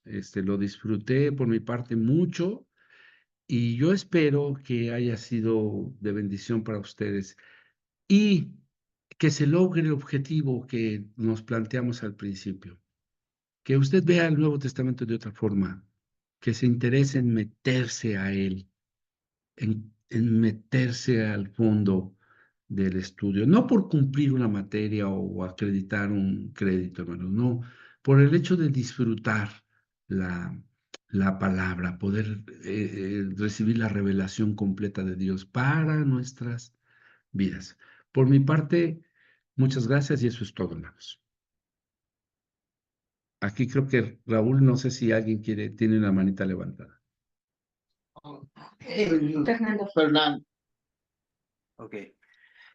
Vale, pues, Pastor Iván, muchas gracias. La verdad es que si están de acuerdo toda tu clase, pues no parecía que era la primera vez que dabas clase así a todos. Yo creo que vale la pena que pongan allí una reacción. Alumnos, hermanos, si pueden ponerle una reacción ahí al Pastor Iván de agradecimiento, un corazón, no sé, lo que quieran. De verdad fue una tremenda bendición. Agradecemos a Dios por tu vida, Pastor. Gracias por tu amor, gracias por esa excelente cátedra. Sabemos que era un desafío, pero está logrado, ¿no? O sea, ahora creo que queda del lado de cada uno de nuestros hermanos el poder seguir avanzando, el poder seguir haciéndolo. Y de verdad te agradecemos profundamente esta participación, Iván, de verdad, muchas gracias. Yo creo que los más agradecidos son todos los alumnos que han obtenido de tu gracia, de tu amor, de tu conocimiento, de todo ese desgaste, que en serio que cuando vemos así la parte de lo que podemos aportar para poder apoyar es nada en comparación a todo el desgaste que te has llevado. Gracias a Dios por tu vida. Ya no voy a dar más porque va a ser muy brumoso todo esto, pero muchas gracias, Iván, de verdad. Gracias también a cada uno de los que forman parte del personal administrativo para que se pueda llevar a cabo esto. En serio, es un desgaste tremendo. Tal vez ustedes no lo alcanzan a ver, tal vez algunos sí, algunos no, pero es un desgaste en todos sentidos, tecnología y demás. Gracias, Pastor Raúl, gracias, Pastora Nayara, por todo el apoyo, por todo lo que han hecho, Refugio de Gracia. Gracias, Victoria, Yaudeli, Marta, porque realmente se han desgastado con los alumnos, han estado ahí presentes en todas las dudas y todo, porque Moodle no es una plataforma sencilla y ahí han estado, ¿no? Atrás, ahí viendo cómo solucionar los fierros y cómo hacer que podamos entender en esta nueva dinámica el Zoom. Ignacio, que está tras bambalinas, que está viendo los fierros precisamente de toda esta parte de la plataforma de Moodle. Yesel, que quizás no la conocen, pero bueno, está atrás de la página web de Berea. Abel, que se encarga de otras cosas de marketing, de los cosas, Isaac, vamos, José Luis, el pastor José Luis Carmona, que creo que no anda por acá, pero también nos ha apoyado tremendamente. Ya tuvo una clase, ya muchos de ustedes fueron alumnos también del pastor José Luis Carmona, también lo hizo de una manera excelente. La verdad es que gracias, hermanos, gracias por todo el desgaste y gracias a ustedes por su paciencia, porque a veces sí hay cosas que de repente nos atoramos. Y gracias por su paciencia, hermanos, y gracias por su amor. Hermanos, queremos cerrar, no me voy a llevar mucho tiempo, pero en el informe que les fue compartido el día de ayer, lo quisimos hacer antes de que vinieran a la clase para que lo pudieran leer y no lo vieran ahorita y empezaran a leerlo y ya no nos hicieran caso en lo que estamos hablando. Si no, no lo abierto, ábranlo posteriormente, ábranlo al rato, no vayan a abrir. Ay, sí es cierto, no lo leí. Y ahorita se ponen a leer y ya no me hacen caso. Ahorita en el informe que tienen allí, lo que pueden ver es que más que nos interese la información, es la formación. Son dos cosas diferentes. No queremos informarte y llenarte de conocimiento. Para eso te podríamos mandar una biblioteca de 5,000 libros para que te entretengas el resto de tus días, ¿no? O si terminas, pues te damos otra, porque ya seguro ya salieron otros 5,000 de aquí a que va avanzando tu vida. Entonces, no es eso. Lo que queremos es formarte como hijo de Dios, como siervo de Dios. Si bien lo hace tu iglesia local, nosotros queremos ser parte de esa formación. Por eso es que si tú te das cuenta en la plantilla de materias o en todas las materias que te mandamos, van en 3 sentidos: el sentido bíblico, el sentido teológico y herramientas ministeriales. Son 3 objetivos diferentes que se complementan. No solamente es darte, sería muy fácil hacerlo desde un punto de vista de un seminario teológico. Te doy todo el Nuevo Testamento, todo el Antiguo Testamento, te lo divido por libros o por extractos, y eso es todo lo que te doy y te digo cómo debes de pensar la Biblia. Eso no es lo que te va a ayudar para enfrentar el desafío de este tiempo posmoderno. Lo que te va a ayudar es ser reflexivo, es entender qué estás leyendo, entender lo que estás leyendo, cómo lo vas a leer, cuál es el contexto en el que vives. Y ese es el desafío que tenemos contigo, hermano. Contigo, hermana. Ese es el desafío que tenemos con los que se irán integrando. El éxito de este programa, mis amados hermanos, es el siguiente. Si bien está en el Señor y sabemos que descansa en Cristo, es en algunos puntos donde ustedes y nosotros somos responsables. Y esto es muy importante que tomes nota o que te acuerdes de esto.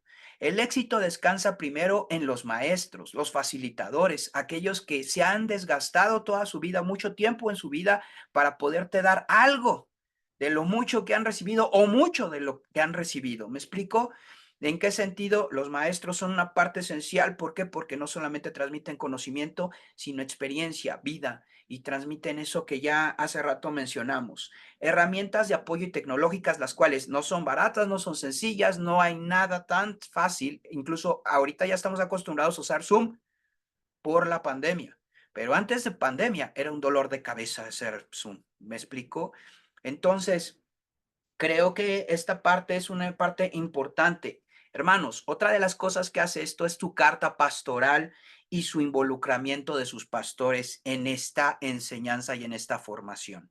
Esto es muy importante. Es muy importante que si no has hecho tu carta pastoral firmada por tu pastor, que lo hagas y que involucres a tu pastor en tu formación, que lo involucres en lo que estás aprendiendo, en lo que estás haciendo. ¿Por qué razón? Porque él al final de cuentas es tu autoridad y es aquel que te va a llevar a un buen puerto o que Dios ha delegado como tu autoridad. ¿Me explico? Tenemos también que la educación cristiana de cada iglesia es importante. Hermanos, no vamos a dar la solución a toda la educación. Entonces, creo que esto es muy interesante y muy importante para aquellos pastores que están aquí o aquellos pastores que se integrarán y se involucrarán en tu formación. Saber que hay una parte importante donde ellos te van a poder decir, bueno, ¿y cuál es nuestra postura en la escatología que decía hace rato nuestra hermana Graciela, ¿no? ¿Y cuál es nuestra postura? ¿Nos vamos, nos quedamos? ¿O qué hacemos en el arrebatamiento? ¿Cuál es nuestra postura como iglesia local? ¿Cuál es nuestra postura? ¿Por qué razón? Porque nosotros te podemos dar una postura y tu iglesia puede decir, no, a ver, esto es, o diferentes posturas que tú irás aprendiendo en tu iglesia local y que nosotros somos parte de esta formación. Cubrir sus cuotas, hermanos. Yo sé que esta es la parte más ríspida y que nadie menciona, pero es importante porque si no, no podemos pagar toda la plataforma y hacer muchas cosas que queremos hacer. Por favor, cubran sus cuotas y lo que tienen pendientes, cumplir con sus tareas. Y aquí hay algo que me acotaba la hermana Nayara, la pastora Nayara. Hermanos, tienen las vacaciones, que son estas vacaciones, este time break que tenemos casi de un mes, para que ustedes cumplan con sus tareas. Si tienen de materias anteriores, cumplan con sus tareas y se pongan al corriente y no se atrasen, ¿vale? Aprovechen este tiempo para ponerse al corriente con sus tareas y sus participaciones. Y finalmente, 2 puntos. Leer, leer y leer. Creo que ya se los han dicho muchas veces. Leer, leer y leer. No hay más. No me gusta leer. Aprende a leer.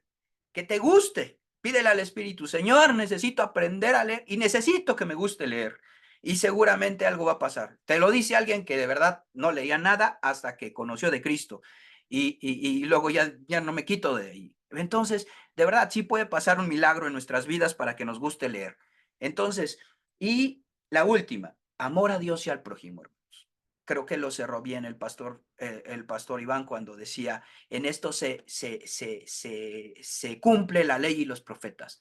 En el amor al prójimo y amor a Dios. Si hacemos eso aquí formándonos, estamos del otro lado. Entonces, pues con esto vamos a concluir esta tercera clase. Ya tienen ustedes un extracto de qué sigue.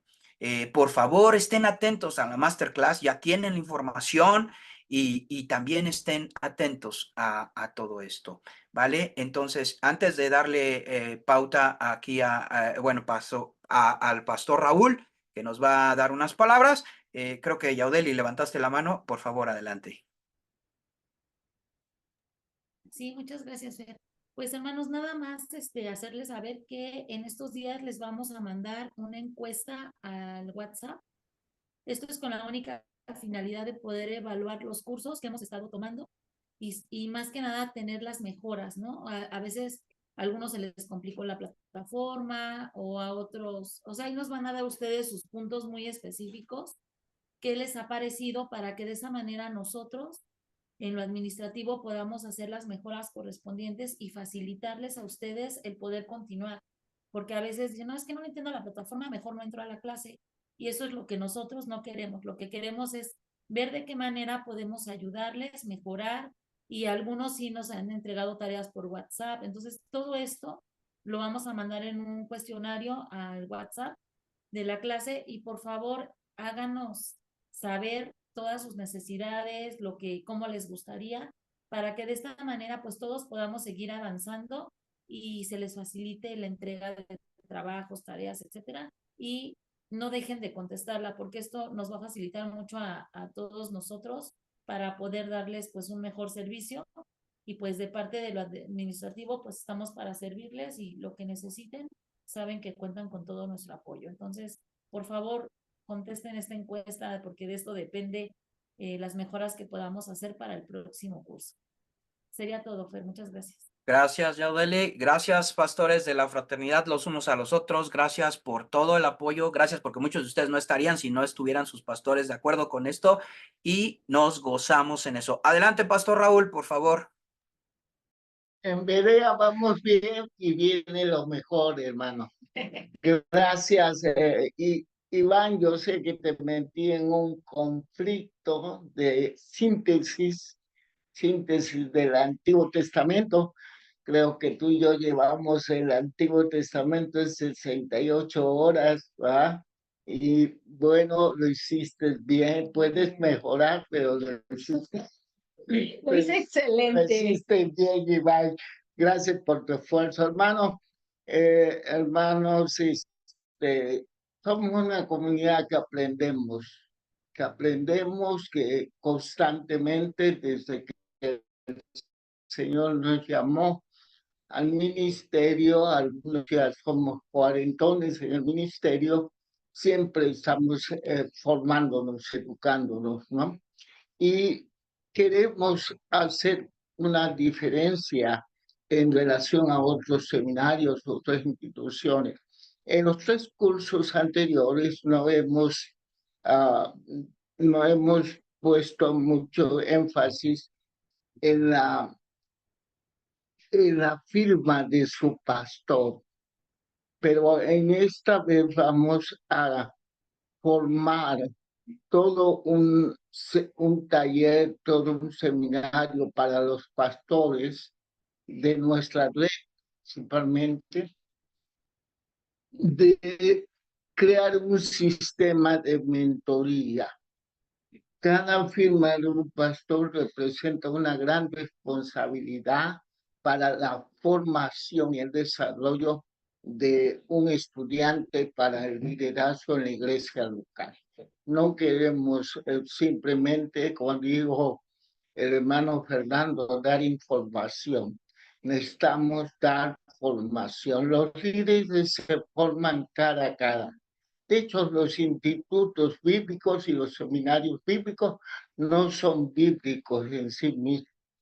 La responsabilidad de formar el liderazgo siempre ha sido, desde la perspectiva paulina, un asunto de la iglesia local. La iglesia local que no forma liderazgo es una iglesia que no está discipulando, no está formando. Entonces, si bien los institutos bíblicos en la era moderna y los seminarios han sufrido el liderazgo nuestro, que a veces es muy deficiente, porque realmente el plan de Dios para ser líderes o siervos de Dios es a través del sometimiento a autoridades espirituales. Cuando la palabra discípulo viene de matete, de mateteo, tiene que ver con carácter, disciplina. Alguien que ha mostrado la disciplina de la sujeción. El que no puede someter al liderazgo nunca puede ser un líder en el reino de Dios. Entonces, es muy importante que ahora vamos a tomar muy en cuenta la firma de tu pastor. Si tu pastor te firma, tu pastor tiene que comprometerse en el desarrollo de tu liderazgo en la iglesia local. Y para eso estamos trabajando y para eso vamos siguiendo las metas que se ha propuesto la Academia Berea. Es una bendición tener una educación de alta calidad con tan bajo precio, tan bajo precio, pero gracias por el trabajo de cada maestro, de las personas como Uredis, pedagoga, Nayara, Irene, Iván, mira, se me van, dígame el nombre. Todos que han mencionado. Todo lo que han mencionado, realmente es precioso la generosidad de mis hermanos, para que esta institución sea una realidad. En verdad vamos bien, pero viene lo mejor. Yo nada más 3, vean así 3. Si todos pueden poner así 3 para que no se les olvide. Tareas, ¿vale? Si van a entregar tareas, pónganse en contacto con la administración para que les digan dónde y puedan ser calificadas y puestas en su expediente. 2, completar su expediente. Eso quiere decir la firma del pastor, porque necesitamos ponernos en contacto con su pastor. Y 3, sus cuotas, ¿vale? También la carta de motivo por el cual el estudiante. Sí, o sea, completar el expediente. Es decir, me están diciendo que hay estudiantes que no han pagado. No lo sé, esperemos que no. No, eso no puede ser. Entonces, 3, ¿vale? Y nos vemos en la masterclass de Raúl y el próximo curso ya que será hermenéutica, ¿vale? Entonces, bien, cualquier duda, comuníquense con el control administrativo, ¿vale? Muchísimas gracias a todos los profes, a todos los pastores, a todos los alumnos por estar compartiendo este espacio. Que Dios les bendiga. Gracias, adiós. Gracias, Dios les Gracias bendiga. por todo. Hasta pronto. Gracias por todo. Bye. Muchas gracias. Puedes trabajar. Bueno, yo